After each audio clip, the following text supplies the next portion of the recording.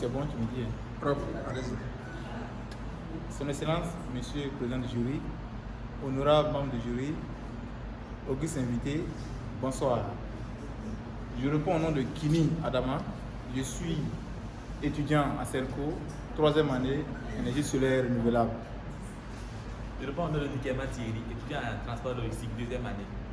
Moi, c'est Vedra Adama, étudiant en 1e année, objet connectif. Je réponds au nom de Diara Samira, étudiante en marketing 3e année. Bien, nous sommes là ce soir pour vous présenter notre thème qui est étude technico-économique d'un système hybride photovoltaïque connecté au réseau Sonabel dans le cadre du CELCO. Comme tout bon travail mérite un plan, voici le plan de notre travail.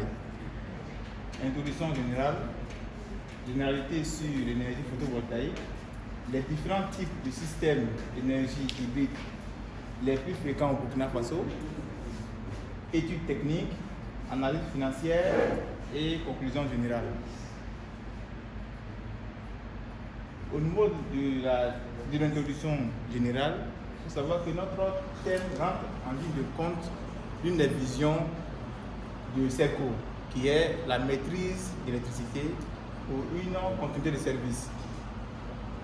Notre travail consistera, dans un premier temps, à établir les besoins énergétiques journaliers, à dimensionner notre système, à faire le choix des différents composants de notre installation et enfin élaborer notre projet, évaluer notre projet.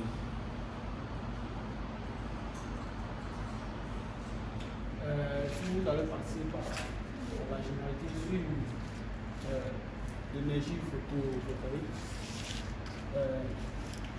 sur le plan national, la photovoltaïque, pour couvrir le monde avec l'électricité, il faut une superficie d'environ 10 000 km². C'est aussi une source, c'est une technologie moderne et incontournable pour produire de l'électricité propre. Sur le plan national,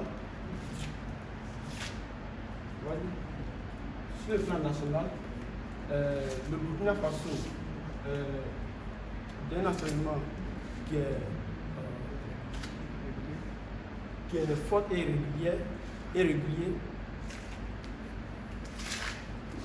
Son utilisation à grande échelle participera au développement économique du pays et permet aussi le développement de certains secteurs aussi. Voilà.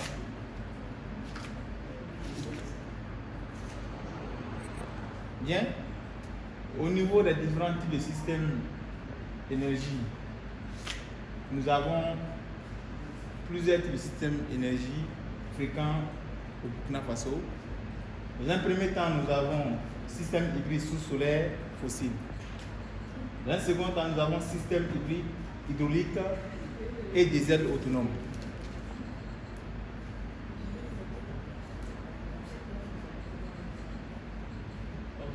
Donc nous allons passer maintenant à l'étude technique.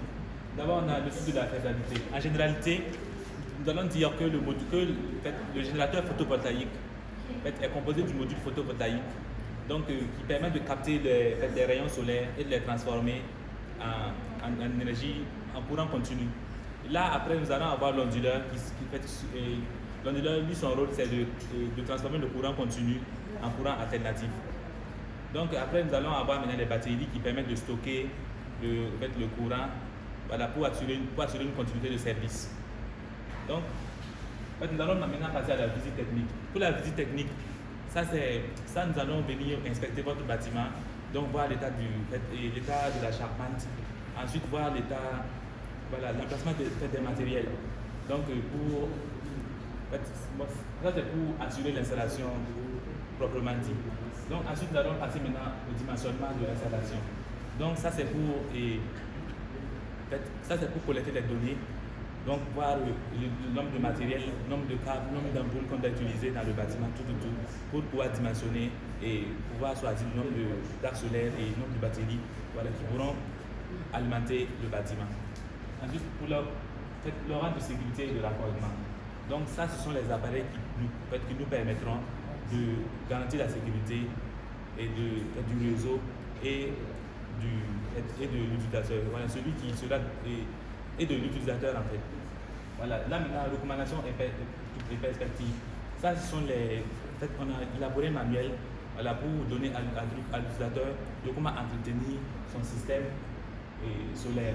Donc, nous allons soumettre cela à la direction et là, voilà, l'utilisateur pourra garantir la sécurité de son système.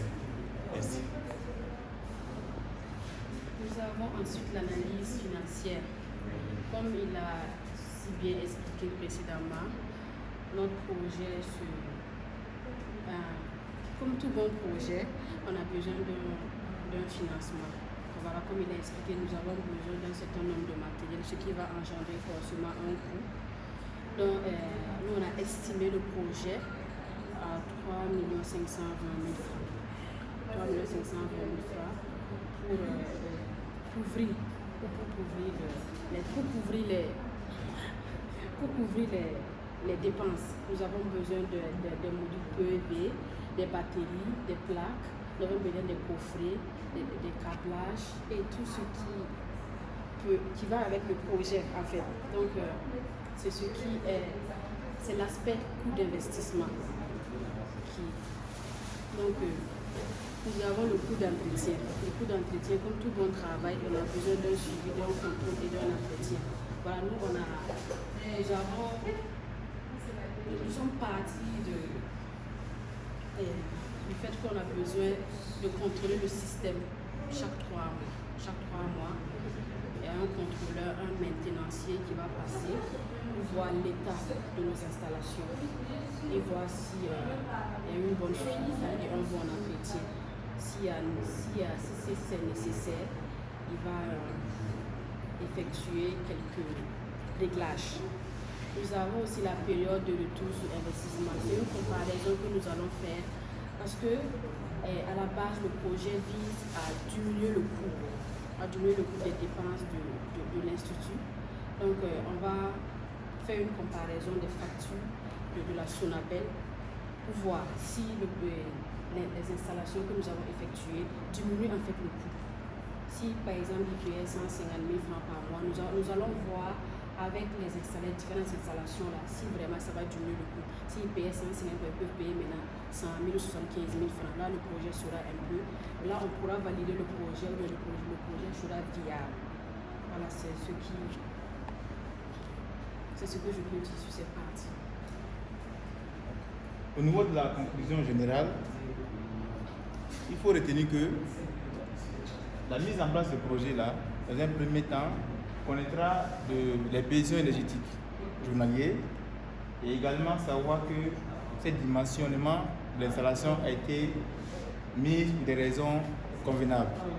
Et la mise en place de ce projet permettra également de pallier au problème de délestage que CERCO est confortement actuellement sur le plan. Voilà. Et également, ce projet permettra de réduire les gaz à effet de serre. Donc, ce projet est un projet pertinent pour CERCO, pour une maîtrise de l'électricité, pour une qualité de service.